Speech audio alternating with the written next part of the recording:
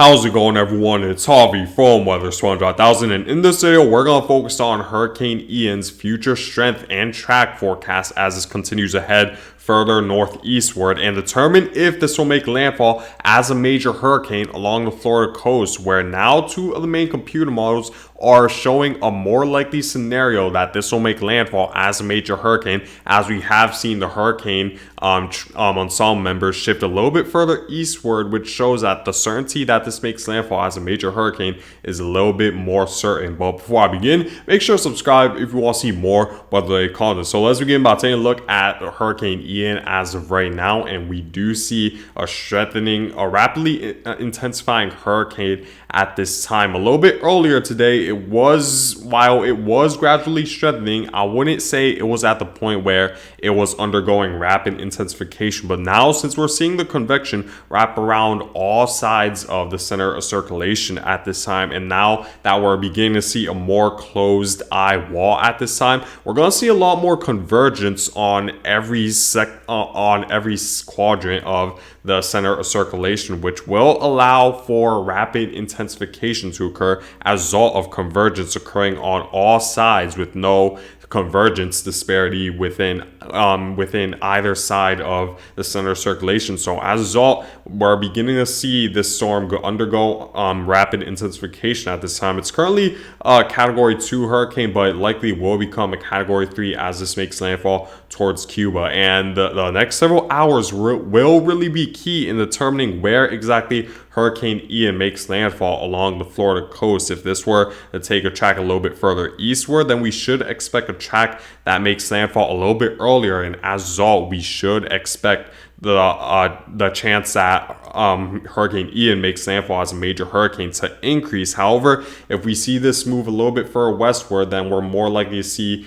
impacts further northward along the Florida coast, where it impacts more of the Florida panhandle. And we do see there isn't a lot of wind shear at this time. The wind shear is very light. There isn't a lot of dry air either, which will certainly contribute to this storm rapidly intensifying. However, this will eventually encounter some wind shear as this heads further northward as a result of two different wind direct between the upper levels and lower levels of the atmosphere. The winds are going to be moving at different directions as this approaches Florida, which will contribute to higher wind shear along the coast of Florida, which will weaken, which is why the computer models do expect this storm to weaken as it heads further northward. But based on what the European model is stating as of the latest 18Z run, it's very concerning, because the European model is now leaning towards a track further eastward, where we see this pressure drop down to 954 millibars right as it makes landfall. Keep in mind, this is easily a Category 4 hurricane,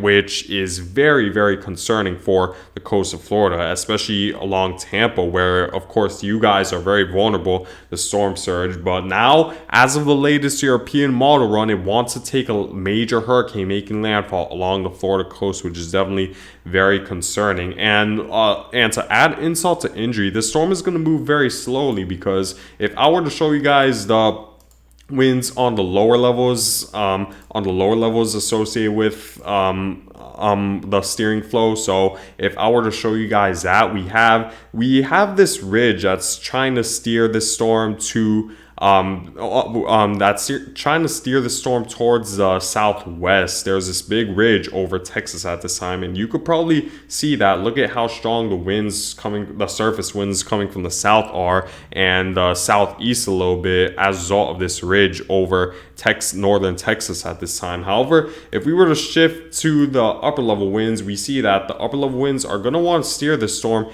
to the east, and as a result of the two wind directions going different directions at different levels, while not only will we see an enhanced amount of wind shear over the storm, but it will slow this storm down, which means that Florida should expect hurricane to tropical storm force conditions for prolonged period of time, and of course a prolonged period of heavy rain as well, which is definitely very concerning and could cause a life-threatening flood threat for a lot of Florida. And of course, that won't be good for the coast either, because you're just going to be pounded by just very intense storm surge for hours on end, which will cause a heavy amount of beach erosion, which is definitely very concerning for the west coast of Florida. Now, taking a look at what the GFS model is forecasting when it comes to Hurricane Ian, what's also concerning is that the GFS model is now leaning towards a track that is further eastward as well, where it makes landfall as a major hurricane right around the Tampa Bay metropolitan area, which is definitely very, very concerning. The hope is that this will stay a little bit further offshore, and the wind shear associated with the wind directions going at different directions at different levels at the atmosphere. The hope is that will be able to weaken it, maybe to a category 1 at landfall, and make landfall towards the panhandle of Florida. But it seems like the computer models as of the latest runs have been leaning towards the track further eastward, as it seems like the computer models are suspecting that the southwesterly flow will be a little bit stronger than they anticipated to steer this closer to the coast of Florida a little bit earlier, for this to make landfall as a more intense hurricane rather than just linger westward and make landfall as a weaker hurricane, which is definitely very concerning for the Tampa Bay, Fort Myers, and a lot of Central Florida in general, especially since it's going to linger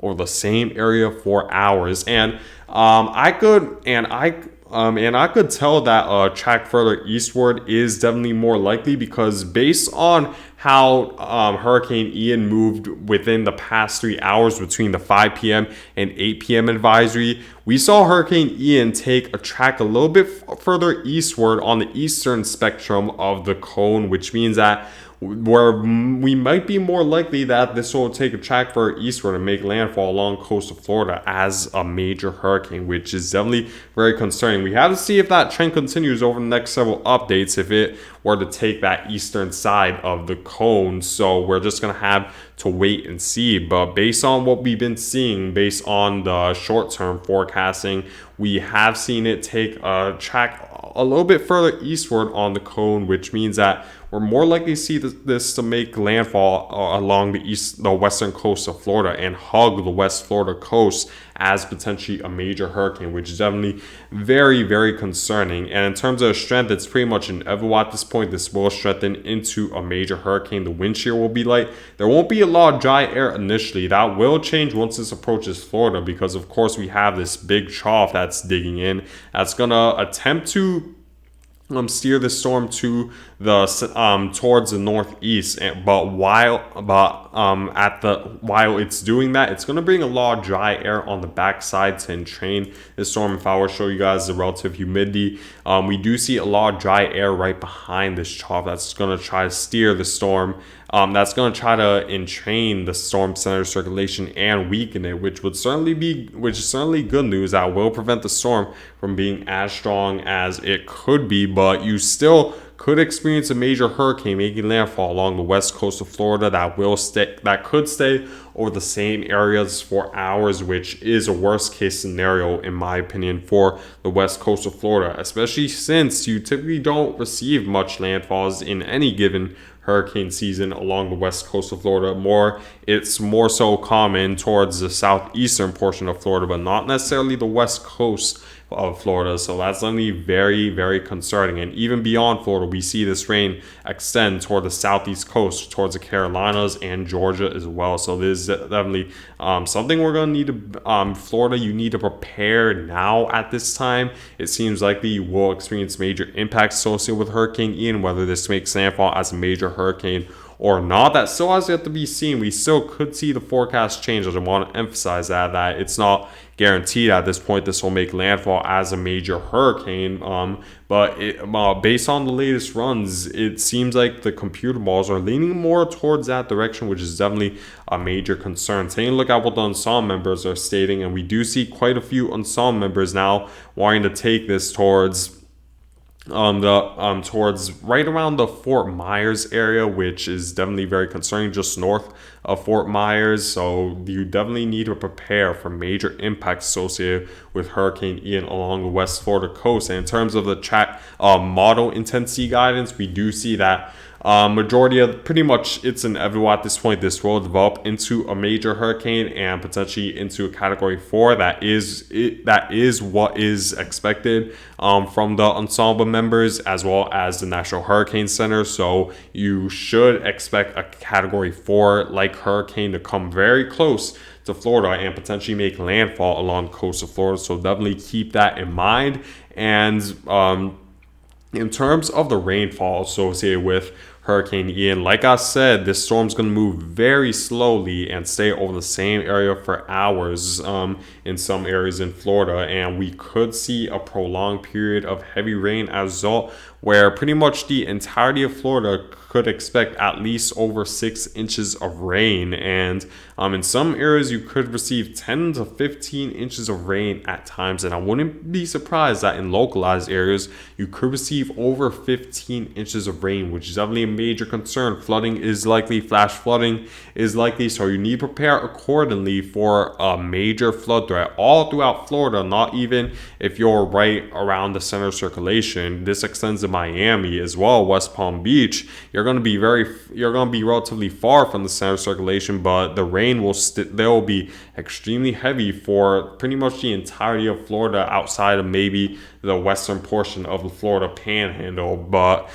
so you need to prepare for a major flood threat throughout pretty much the majority of the state of Florida. Now, taking a look at the peak storm surge forecast. So Tampa Bay, this is where the storm surge should be the highest at, where you could expect anywhere from 5 to 10 feet of storm surge. And you're probably wondering, well, what is storm surge? So pretty much go along the shore, stand on normally dry ground, add 5 to 10 feet of water on top of that, and that's how much storm surge you should expect. So if you're right along the coast where it's normally dry, then you right around Tampa Bay, you should expect 5 to 10 feet of water to be right along to rise right along the coast, which would definitely cause major impacts for those along the coast. So if you live in a flood prone area when it comes to storm surge, you need to make sure to take precaution and evacuate if you're